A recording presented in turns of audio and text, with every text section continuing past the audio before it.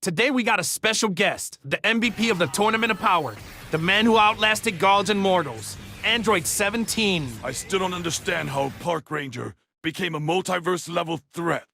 Let's just say I had unconventional training partners.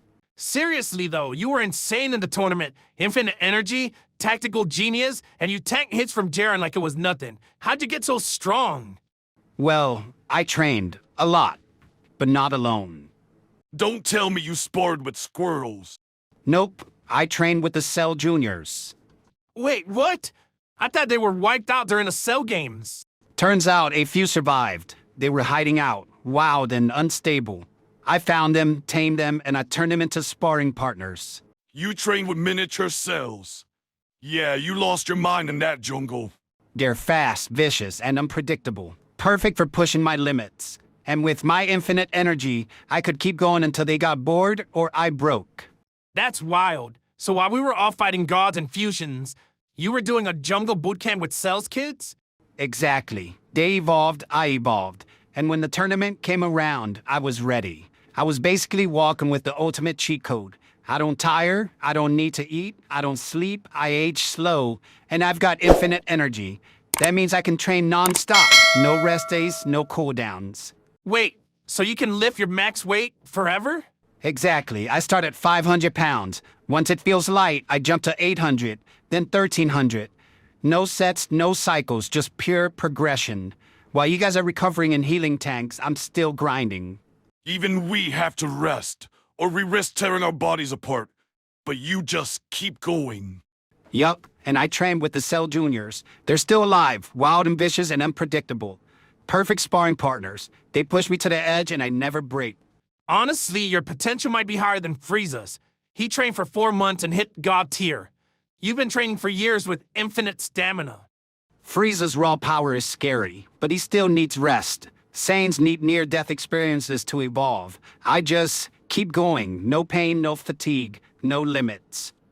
You're like a Saiyan who never stops getting Senkai boost, but without the dying part.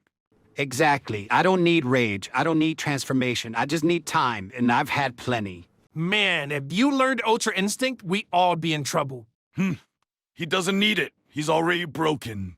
All right, so we know you train with the Cell Juniors. You got infinite energy. You don't need a sleep, food, or even a break. But the real question is, how strong are you, 17? You kept up with me, Kakarot, Frieza, and even Jiren. That's not something a glorified park ranger should be able to do.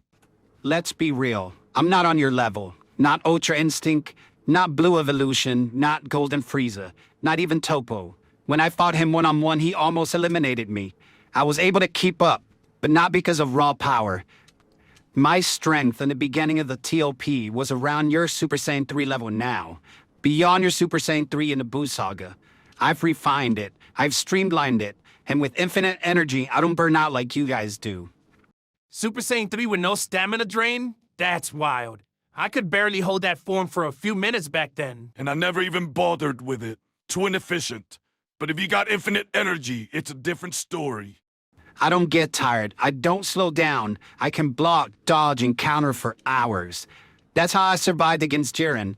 Not by overpowering him, but by outlasting him. And your battle IQ was insane. You baited Toppo and even saved me and Vegeta more than once. Years of solo combat, unpredictable sparring with Cell Juniors, and no downtime. It sharpened me. I learned to read patterns, exploit weaknesses, and stay calm under pressure. So you're saying the tournament itself made you stronger? Absolutely. Fighting past my limits, adapting to God-tier opponents, and surviving in a no-rest, no-mercy arena. It pushed me beyond anything I've trained for. Kind of like how Saiyans evolve through battle, except you didn't need to nearly die every time. That's right. I don't need a Senkai boost. I just need a pressure.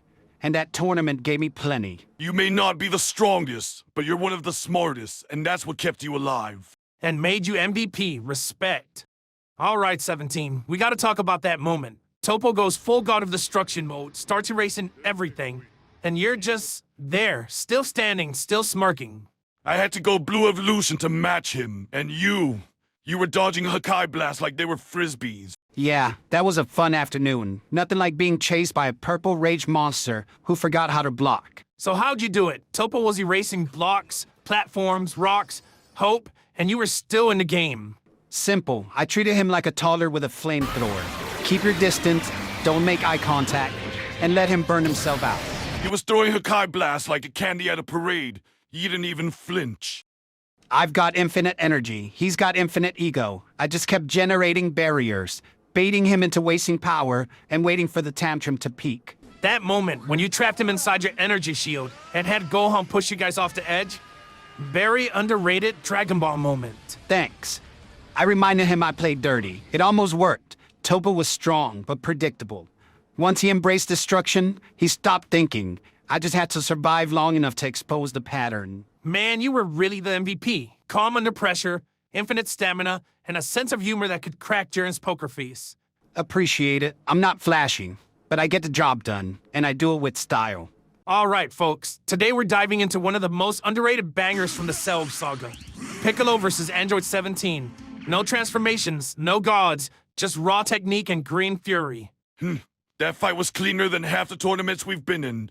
No screaming, no key spam, just two tacticians throwing hands like chess pieces. Yeah, I remember it well. I walked into that fight thinking, how hard can a guy with a cape really punch? Turns out, very hard. Piccolo came in hot. He was fresh off fusing with Kami, and suddenly, he's moving like a Namekian ninja. He was faster than I expected. His combos were tight. His key control was sharp. And he kept trying to out-angle me like we were in a Dragon Ball chess match. You were blocking, dodging, countering, but he kept pressing. That elbow to the gut was brutal. Yeah, I felt that in my spine. Piccolo doesn't just hit hard, he hits smart. He was testing my limits, trying to find a crack in the infinite energy armor. And you gave him a run for his money. All right, no cell interruption, just you and Piccolo. Who wins? Honestly, it's a toss-up. I had stamina, but he had strategy. If I kept going, I might have outlasted him. Or he might have put out something stretchy, like a limb nonsense maneuver, and choked me midair. Yeah, Piccolo's got that unpredictable reach, like fighting a green octopus with a grudge. But let's be real, if you fought Piccolo today, you get folded like Yamcha's career. Wait, what? Orange Piccolo, new form, bulked up, divine level key, basically Namekian Broly with a meditation app. So I'd lose to a sentient orange. Not just lose, you'd get lectured while being slammed through the mountains. Great. I survived Toppo, outlast Jiren, and now I'm getting dunked on by vitamin C. Welcome to Dragon Ball. Power creep is undefeated. 17. We've talked tactics, battles, and Cell Juniors, but now we're getting personal. How does it feel knowing my best friend Krillin, the guy with no nose, managed to pull your sister? The weakest guy in the Z-Squad. Bagged the baddest android in the franchise. That's gotta sting. Can we not? Seriously though, Krillin doesn't have a nose, but he knows how to pull women. That's a talent. Your sister's a certified baddie. Ice cold stare, lethal kicks, and somehow she chose the guy who gets folded by Cybermen. She saw something in him, all right. Probably his tax bracket. Or maybe she just wanted someone she could protect for once, especially after all the damage she's done. It makes sense. Yeah, it does, because there's no way he can protect her. He's living the dream. House, kid, wife, who could solo half the tournament. Meanwhile, you're chilling with wolves and dodging Hakai blasts. At least I don't need senza beans after every sparring match. But you do need therapy after every family dinner. Let's be honest, 18's a baddie. She's got style, power, and that I'll end you with one look energy. Krillin's the luckiest man alive. Okay, first of all, gross. Second, she's my sister. Can we not talk about her like she's a collectible card? Too late. She's already in Krillin's deck. I swear, if you both keep this up, I'm trapping you both in an energy barrier and launching it to the sun. Relax, 17. We're just saying, Krillin's got game, and you got wolves. I hate this podcast. Now, you versus Jiren. Final stretch. You were the last one standing. You were like the sixth man of the year. Came off the bench, no transformations, no divine key, and still outlasted God's fusion and Jiren's fury. Straight up MVP. You didn't just survive, you saved the multiverse. Honestly, that fight was terrifying. Jiren wasn't just strong, he was relentless. Every punch felt like a planet collapsing. I knew I couldn't match his power, so I focused on staying alive. You were dodging, shielding, and countering, and still talking trash mid-fight. Gotta keep the morale up. I was scared, yeah. But I also knew I had one advantage. I don't burn out. My infinite energy meant I could keep moving, keep thinking, and keep hoping. And when me and Frieza teamed up with you, that final push was legendary. I was running on fumes emotionally, but physically, I was still in it. I knew if I could just hold the line, you two would break through. All right, MVP. You had one wish. You could have asked for a yacht, immortality, or a wolf sanctuary. But you chose to bring back every erased universe. Why? Bring them back. Because I saw them. I saw warriors fighting for their families, their homes, their pride. They weren't just enemies, they were people. They didn't deserve to vanish just because of a tournament. That's deep. You didn't just win, you redeemed the whole thing. I didn't want to be that guy who survived while everyone else disappeared. That's not victory, that's guilt. You earned that wish, and you used it like a true warrior. Imagine if you didn't make that wish. All those universes, gone. Forever.